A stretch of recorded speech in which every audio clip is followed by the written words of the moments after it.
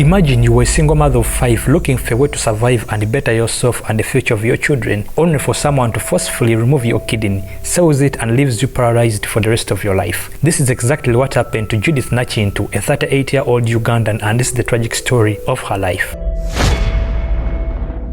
Judith Nakintu always looked for means of looking after her children after separating with her husband. She worked as a food vendor in a market, but the money she was getting was not enough to sustain the family. So in 2019, she decided to go to a labor recruiting agency called Maid Treasure Gate Company in Kampala so she can get a slot and go work as a housemaid in Jeddah, Saudi Arabia. Luckily, she was approved, passed the medical tests and all the paperwork needed, and on the 12th December 2019, she left Uganda and flew to Jeddah. 2 months on the job, which should be around February 2020, Nakintu had been involved in an accident, although no more details were given. Her younger brother Robert Kadichi said the first few weeks when she had reached, she was communicating with the family, then she suddenly went silent. No phone calls, no texts. On March 17, 2020, her employer communicated with her family, only to tell them that Nakintu was in a critical condition. They tried to seek further details from her employer, like asking him to send them photographs of her, but instead he blocked them. According to Robert, the family tried using different contacts to call him, but he declined to speak to anyone. So the family decided to approach Sulaiman Abubakar Kato, the director of the recruiting company that sent her to Saudi Arabia, the so-called Maid Treasure Gate Company, to help them access their sister. He said the director was at first cooperative, but he also later cut off contact. Days, weeks and months passed, but there was no information about Nakintu's condition. Then on the 30th October 2021, almost making 2 years without her family hearing from her, they received a call from the company that Nakintu would land at Entebbe International Airport, the main airport of Uganda. They also got information that during the 18 months of her poor health condition, instead of staying with her at home, her employer had rented a warehouse where he kept her and was being looked after by another Ugandan woman,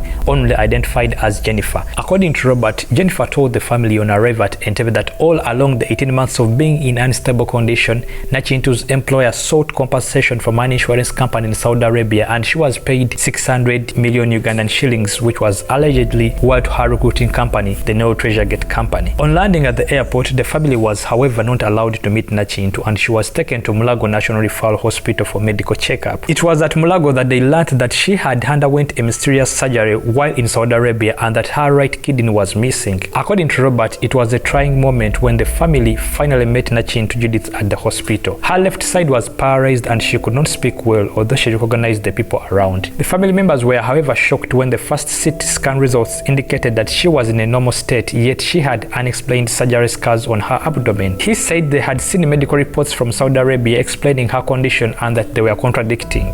They decided to take Nakintu to her grandmother in fear of accumulating medical expense, but 2 family doctors intervened and took her back to Mulago Hospital, where another CT scan was conducted. According to the findings done at the casualty CT scan unit, it was found out that Nakintu's right renal bed is empty, indicating features of an absent right kidney. The doctor's report indicated that Nakintu's other internal organs were not tampered with. Although the government arrested 5 of the bosses of the recruiting company that took Judith to Saudi Arabia, it still remains to this day that Judith Nakintu will forever be paralyzed and never get her normal life back, and just like that, her dreams were shattered. Citizens from other countries like Ethiopia, Nigeria, the Philippines, working especially as maids in Middle East countries like United Arab Emirates, Qatar, Kuwait, Oman, Saudi Arabia, have reported sexual harassment, beating them, poor sleeping conditions, and other many unexplainable things from their employers. On top of that, with poor pay, some going several months without being paid. Sadly, some die and we never hear their story. Some report but they never get justice. Some are accused and imprisoned falsely and will never be seen again by their families. But with all this happening, still people are applying for jobs in those countries, because even where there is evil,